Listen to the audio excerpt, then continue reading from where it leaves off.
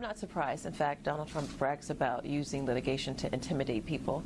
He's trying to silence me. He's afraid of what I would share, and that's why you see these actions from Donald Trump. So that's the former White House aide, Omarosa Manigault-Newman, responding to President Trump after his legal team filed for arbitration, accusing her of breaching an agreement from 2016 with the campaign. White House correspondent Kevin Cork picks up the story from the North Lawn. Kevin, nice to see you. Good morning. What's the White House saying about these non-disclosure agreements now?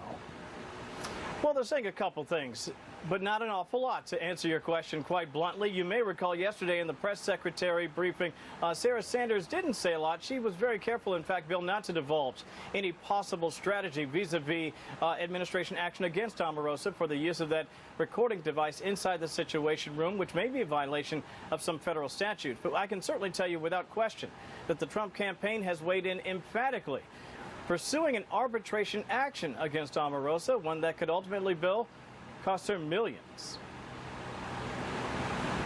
I have to be very careful because as of today, Donald Trump has decided to sue me or to bring litigation against me to silence me and to not allow me to tell my story. The former White House aide is taking a scorched earth approach to the White House and the president in particular, who she is now accusing of using the N-word, wanting to start a race war, and of generally being racist. That's a charge vehemently denied by Sarah Sanders. I can tell you that I've never heard it.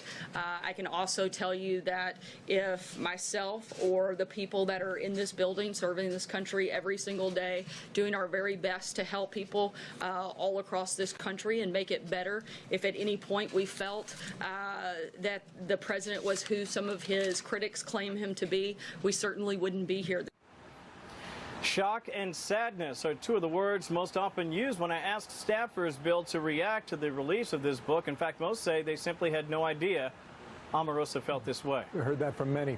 She also suggested yesterday the president had prior knowledge of the Clinton campaign email dump during the election. What's the White House saying in response to that?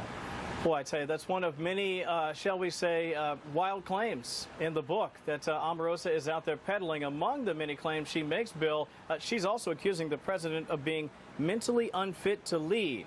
But people who worked with Omarosa on the campaign and even after the campaign say she simply got it all wrong. And some, I should point out, have much stronger language for her accusations about those Clinton campaign emails. I know she's lying because I was on the campaign more than she was. I was closer to him than she was. I was from about June to November. I was with him 24 hours a day. The first WikiLeaks exposure, he was completely surprised. Rudy Giuliani, the president's private attorney. We do expect a briefing perhaps today, Bill, and I'm only saying that because it seems as if they're setting up possibly for one. We haven't gotten official guidance from the White House yet. If that happens, certainly we'll pass that along and we'll have it for you. But for now, we'll be watching. Back to you. Watching and waiting. Thank you, Kevin. Kevin Cork from the North Lawn.